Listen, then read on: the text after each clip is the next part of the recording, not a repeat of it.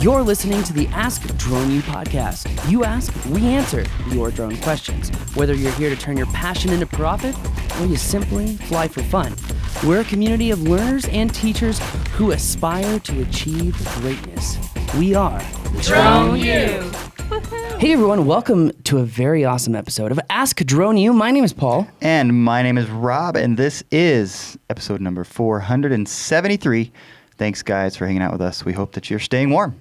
Definitely. And today's podcast, we're going to be talking about all the things that you need to know to fly in cold weather. Now, I've seen other YouTube videos out there with other people, including Tom, yes, on the cold weather tips, and there's just so much missing that I wanted to go over with you. I also wanted to explain some of the science behind this so you can utilize this information in other scenarios that may present potential issues and problems to you. Why is it important? Well, if you crash one time, the liability is going to be through the roof and potentially you could lose your business. So today we're going to be talking about the cold weather flying tips, things that you should know in regards to your batteries, in regards to altitude and pressure, and even the dew point spread. Do you know what the dew point spread is, Rob? Tell me, please. I'll tell you later, just like all of you are wondering yourself, because the dew point spread is going to tell you whether you're going to build moisture on your props and potentially lose lift, which is something you don't see on the other YouTube videos. So stay tuned. This is our normal podcast. We're going to go through all of the cold weather tips that you need to know in order to fly, but also we're going to go into the business tips for working your drone business in the winter time, because there is a lot that you can be doing. You could be working on your business, or you could be working in your business. What do those strategies look like? We're going to be talking about all of that today. But just a quick special thank you to you guys, everyone who has reviewed the podcast, subscribed to us on YouTube, and given us the favor of sharing this podcast with someone else. But also a huge thank you to our sponsors like Drone Base. If you are starting a drone business, you want to turn that passion into profit, there couldn't be a better place to do it than Drone Base. Check out go.dronebase.com/drone U and check out all the jobs that are in your area, from roof inspections to real estate to quick little pano missions that should take you 10 to 15 minutes. Either way, it's a great place for you to start out and fill your time with drone-related jobs. Well, so much going on. Rob, play the question. This whole podcast is about a question that we got from someone just like you, someone who loves to fly. Let's hear it. Hey guys, just a quick question here. Just wanted to see what type of things typically to expect during the winter months. We're coming up quickly here around that time of year, so just wanted to see how and if that will affect business. I am starting up a company, so just wanted to see, at this time of year, what's that like and what kind of things can I expect? Thanks very much for your time. You guys do a great job. Thanks, Jolie. Appreciate the question. AskDroneU.com if you have a question. We'd love to hear all of your questions. We know you have them, and we know that if you're thinking of it, so is somebody else, probably a lot of other people. So get your questions in as soon as you can. Definitely. It's quiz time, Rob. Quiz time. We've done these cold weather Ilker tips just before. showed up just in time for the quiz. Perfect. All right. Well, Ilker can partake in the quiz as well. So quiz question number 1. What do you remember cold tips wise that we talked about last year? What do I remember? Well, I know that batteries is probably the biggest issue. That is correct. So we got to keep those warm. We got to actually be very, very proactive about keeping those warm. I would say maybe our props, they can get a little bit more brittle in the cold, so you got to be careful of that. Definitely. I don't know. What else? Man, you actually hit the nail on the head. Batteries are definitely a big issue. When you're flying in the cold, you have to understand that the way that batteries work, that chemical reaction slows down in lithium polymer batteries. So it's kind of counterintuitive to think, well, why is the cold a problem for my battery when it heats up? Well, essentially, it's creating slower chemical reactions. So if you try to jackrabbit your drone and pitch it up really fast, punch it around, you could have a voltage drop because batteries in the cold do not produce linear voltage over time. It's more of a hardline regressional cliff. So you want to warm it up so it doesn't do that? Is that what you're saying? So tip number 1 is keep your batteries warm. Warm them up. DJI says to keep them up to 25 degrees centigrade. That's 77 degrees Fahrenheit for all of you that live in the United States. When you're flying in the cold, keeping those batteries warm is really, really important. Now, there are different ways to keep your batteries warm. The only drone that will actually warm up the batteries prior to flight is the Inspire 2. So if you're flying an Inspire 2, you don't even need to worry about this, but I still recommend you keep the batteries warm in storage. So if you're keeping them, in your house and then you warm up your car and move the drone out to your car as it's warming up, make sure that, again, it stays in a warm environment. But, a lot of people are asking me like, Paul, what about gloves?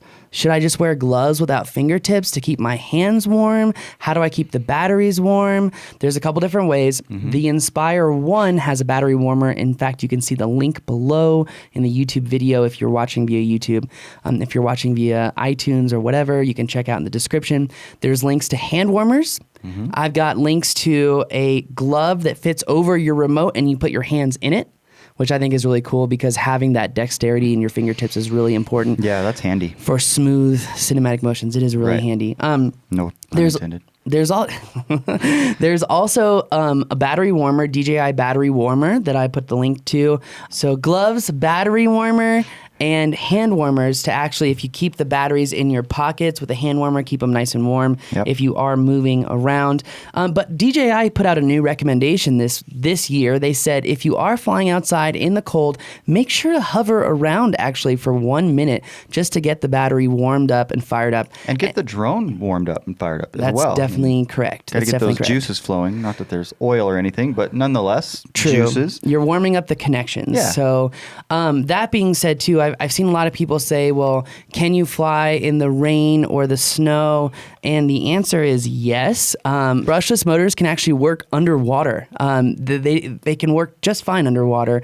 The problem that goes out is over time, the water gets in the bearings and screws up the bearings, so then the motor doesn't actually move smoothly. Well, and also probably the electronics. You don't want the electronics getting wet. So that's the key, or the ESC, is the electronic speed controllers. But in most drones, like the Phantom 4 here, they're completely enclosed. So they can't even get wet unless you physically open the drone or submerge it in water. So I want to talk about that too, and we're going to get more to that later. But the second tip in avoiding water and moisture in the bird, you're right, Rob. It's just the electronics that you have to worry about. So when you're flying in the cold, it's really a good idea to have a landing pad so that you don't, wash up or use the prop wash to really push up any water into the camera or anything else. Sure. And a lot of people have asked me the question, well, can you fly in the snow?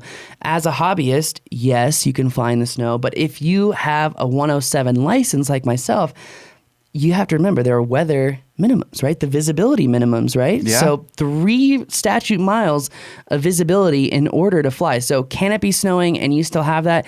Yes, but if it's snowing pretty hard, 3 miles of visibility may not be there. Well, I can imagine if it's snowing really hard, I don't know what you're going to be doing out there anyways, other than probably practicing, just having a good time, right? Because number one, your drone's white generally. Yep. So your visibility of how far away you can see your drone is going to be much closer. True. You're not going to be able to get much in the form of good video or images, right?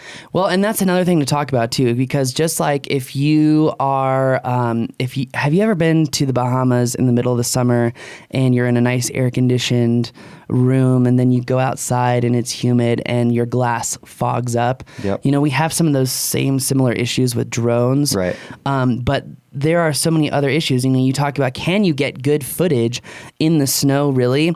And people have been like, Paul, what's the secret to getting good snowy footage? I've seen your snowy footage. The secret is flying in reverse, because then you get 2 things that happen. The snow doesn't hit the camera because you're flying in reverse. Right. And then also the snow is exaggerated in the camera because of the prop wash that's now moving ahead and beyond the camera.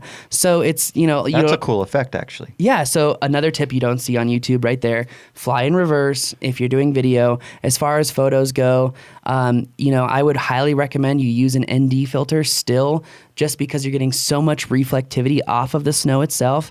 Think of it just like a bright day. You want to use an ND filter just like a bright day. Something I saw on Facebook too, Rob, that really kind of surprised me is that, they say, oh, well, don't fly into the clouds. You should never fly in the clouds because, well, it's illegal to fly in the clouds, number one. Because it's too high. Is that what you're saying? Number one, it's too high. And number two, you have to stay 500 feet below the clouds. So literally, that's in the weather minimums. Yes. So when this guy on YouTube is like, "Oh, get right next to the clouds," you can't do that. That's illegal. So, and more people are getting busted now. I mean, like I'm getting phone calls like, "Oh, that guy I told you about, and I was thinking about calling the FAA on him. Well, someone else did, and they shut his business down." So, like it's happening now. They're starting to get to that point of enforcement.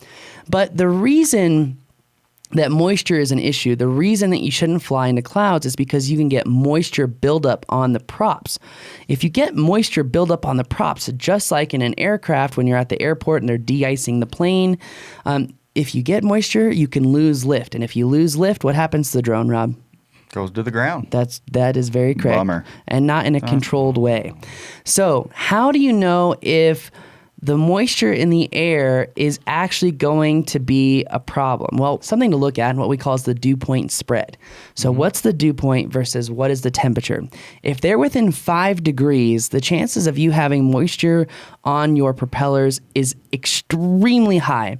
It also means that there's probably going to be some fog buildup. There's going to be a lot of moisture in the air. The air is going to be saturated. So when another YouTuber has said keep your props dry, that's a great idea, but you have to be really careful. If you see dew on the grass, you see frost everywhere, you've got to be really, really careful to fly. Now, so we've talked about props being dry. I would say the next tip is if you're flying at a high altitude, you have to remember that this battery issue of the cold and the high altitude actually exaggerate your flight time endurance, and they exaggerate it to the negative. So you're going to get even less flight time. Now, some of the new drones actually have high altitude props. So you can get high altitude props and get a little bit better flight time. But normally, if you are flying in the cold and you're flying above, say, 3,000 feet in elevation, you're going to have significantly decreased flight time than someone living in California or Florida. So, we've talked about batteries. They're the biggest problem, right, Rob? Apparently. I know, I'm just sitting here talking and you're no, like... it's all good. It's all good stuff. One of the last tips, land sooner than normal. If you're used to landing at, say, 30% or 25% of your battery, remember, the battery has a steep cliff drop-off. So you're going to want to land sooner than normal. I would recommend even 40%. But the way that I teach all my students is to always land when you're at 3.6 volts loaded. So you put your voltage on screen, 3.6. The first time you hit 3.6, you should be saying to yourself, it's probably time to get ready to come home. And you probably got a minute or two of flight time after that you're going to be able to fly. So 3.6 volts is a great cautionary tale. Hey, battery's getting low. I need to check this and I should probably come home soon. But if your battery goes below 3.3 volts, you should not fly anymore at all. Bring the bird down as fast as possible. I've seen so many people have voltage drops and lose their drone. It go into auto land. It can cause so many problems. So just generally when flying in the cold, expect less time. Expect a lot less endurance, a lot less speed. You're not going to be able to go as fast. You can't be punchy because you could get a voltage drop as well. Flying in reverse will give you some great shots. Keeping the batteries warm is absolutely imperative right up until you're ready to fly. And also making sure your batteries are charged. Remember, they discharge over time. So you really should charge your batteries within 12 to 48 hours before the flight to make sure you have a fully charged battery. Keeping them warm. One way that I keep batteries warm is I actually put them on the defroster of my truck and keep the defroster running to keep the batteries warm. Oh man, that's a lot of tips right there. And that's going to be a lot of information for people to process, all those cold weather tips. So batteries suck, keep them warm, less flight time. So I think that's really imperative. That's your list? That's my list. But, there's so much to talk about now when it comes to your business. Absolutely. So where do we start with our business, Rob? Where do we start with our business? In the cold. In the cold. First of all, turn on the heater. I think Ilker had an idea. I don't know. I don't know if he was raising his hand to say something or ask a question or So good point. Ilker, our producer here, says, one other thing to watch out is the battery on your tablet or phone.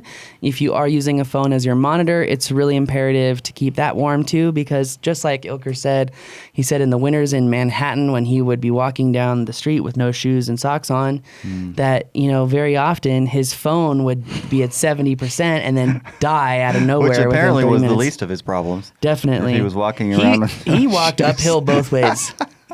That's right. I don't know how you do that, but And no stocking for his bald head. yeah, that's true. So he was really cold and had a phone that died fast. Man, that was rough, Ilker. I'm glad you're out here with us now. Maybe that's why Adressa's so warm all the time.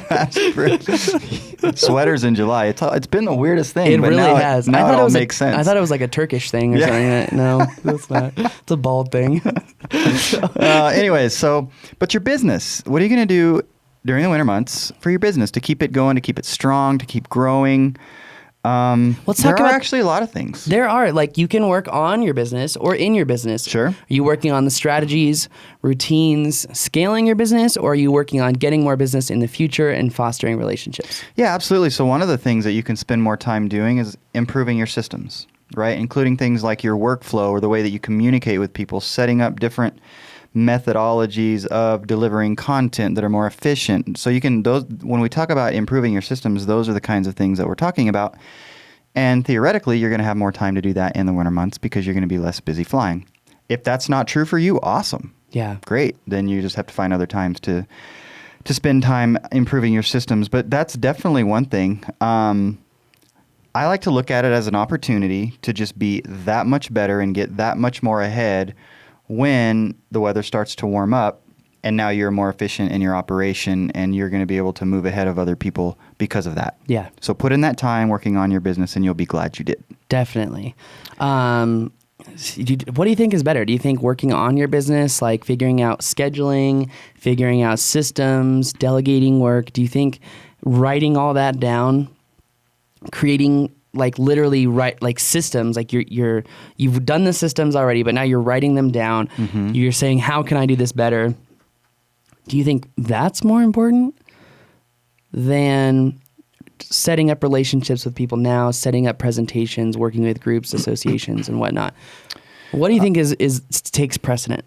That's one of those things where I don't think you can pick one. I mean, they're both equally important. They're both very, very important. And obviously, it's something else that you can be doing during these times because you'll have more time, again, theoretically, is networking. And you're just going to have to look around, see what events are going on. Heck, even at Christmas parties, go to parties that you get invited to or maybe that you're not even invited to and talk to people and see what's going on. Look for opportunities to spend more time with realtors if that's your gig, or at construction industry events, or whatever it is that you're doing, you theoretically have more time to go do those things. So yeah, maybe even carve out time to be making calls, calling people with ideas on things that they can do for their business. They're looking for the same kinds of things that you are in terms of how can I keep my business going. And if you give them a good idea, particularly when they're really, really looking for a good idea, they're going to appreciate that. So just staying connected, I guess, is what we're talking about. But yeah, I don't know that I could pick one over the other, Paul. They're both really, really important. Do you think that there are any things that we could do over the holiday season? Like, for example, reaching out, a lot of people do those Christmas cards and whatnot. Mm-hmm. But I had a client who every year and I was the courier for this client. This was when I was in college again, one of those college jobs. And I would go out and buy $50 gift certificates at all these different restaurants. And mm-hmm. there was no rhyme or reason. I was driving all over town just to buy gift cards. And I finally asked the attorney, why. His name was Mr. Maestas. And it was just it's a way for me to tell all of my clients that I genuinely appreciate them and I want them to have a meal on me, mm-hmm. just to say thank you. Absolutely. In fact, sitting on my desk is a list of people that we at Drone U need to make sure we recognize during this season. Wow. So we're going to do that because there have been people that have contributed a ton to Drone U and to the community that are not formally a part of Drone U, even though we think of them as a part of Drone U. So yeah, absolutely. Spend some time. And if you have the time and a lot of your clients are local, we've done this in other businesses, you be the one to take those gifts, drive around, spend a day, whatever, and go say hello and give them the gift. Tell them you appreciate them. Tell them you look forward to working with them in the coming year, whatever it is that you're going to say, be cordial. Yeah, definitely be cordial. Now, let me ask this. What about a marketing stunt? Uh-oh. No. It could be done very intelligently. Like, for example, there was this no-name company on Channel 4 yesterday that was hosting, I want to say it was like a gift drive. Mm-hmm. So they were hosting a gift drive, and then if anyone bought their product, that they were going to then give another match donation amount to this specific charity. Right. So the commercial was to get people to come down for the gift drive and also say, hey, if at all you feel that our services are valuable to you, we're going to match the amount you spend with us or not. They didn't say that. They said they were going to match some amount to give to this charity. Mm-hmm. So it's kind of like the whole Tom's shoe, like, buy a pair of shoes from us, we give a pair to someone else. Right. Do you think marketing sense could really help someone in a smaller community? Like here in Albuquerque, we're a smaller city. So if we were like, Drone U is flying gifts to children on Christmas Eve, like I'm sure the FAA would be like, oh no. So, you know what I mean? Like, yeah, definitely. I mean, certainly being creative in your marketing is always a good thing, winter months or not. So yeah, I mean, definitely. If you've got good ideas, go for it. Or Give it a shot. what about this? What if you send an email out to your list and you were to say, we are giving to this toy drive this year, and if you match or if you donate, we're going to match that donation, and please just reach out to us, blah, blah, blah. It puts you in people's mind. It keeps them fresh in their mind. Definitely. And I think that's really important. So I also think it's important, if you really want to get on people's good side, throw a Christmas party. Christmas parties can be a lot of fun. Absolutely. We've done client appreciation things again for other businesses in the past. And it's really, really nice to be with clients in sort of that casual environment where you can not be so focused on business, because typically you're talking to clients about business, right? Yeah. So get it into a personal level. Yeah. And you'll be amazed at how that will improve the business level relationship. So True. yeah, absolutely. And the other thing that just came to mind is I think of like roofers or other construction people in the winter months, just to kind of keep cash flow on some level moving, they'll do some stuff for a little bit less money. Yeah. So that's another thing that you can do, is to your best clients, maybe offer them a pretty substantial discount, 20, 25%, whatever it is, to do some stuff for them. Definitely. Because you've got more time to do it. Definitely. I think that's a good idea. So we've talked about working on your business, talked about working in your business, on and in.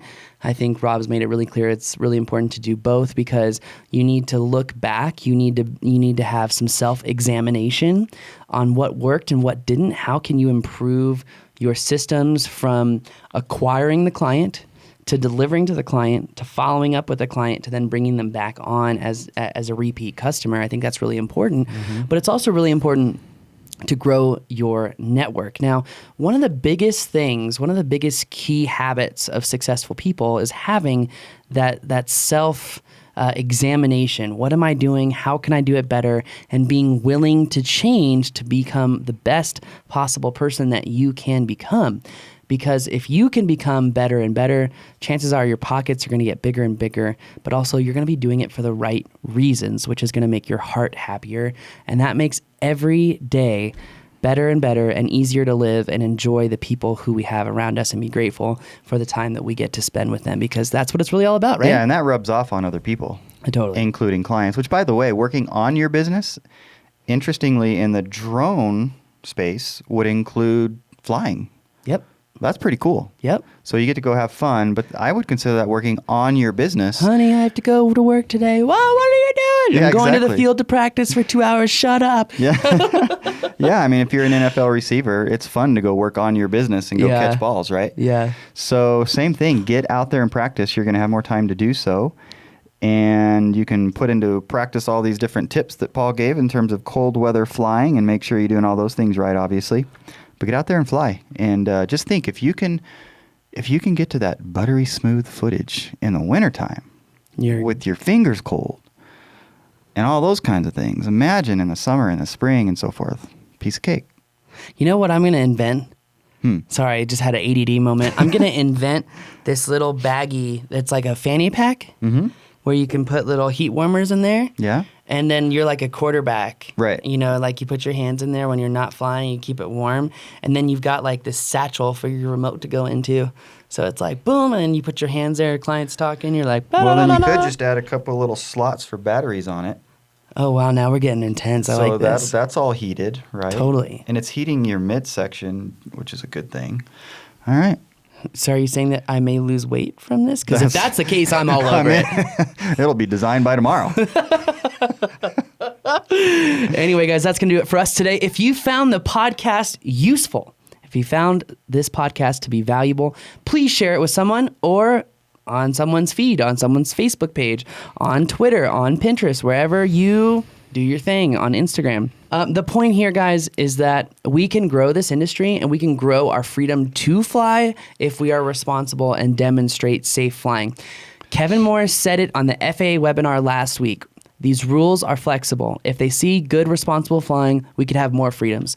If they see stupid flying, people like flying over your local parade or whatnot, you know who you are, that's not going to help us. That's actually going to limit our ability to fly in the future. They could create more regulations to really cause more issues.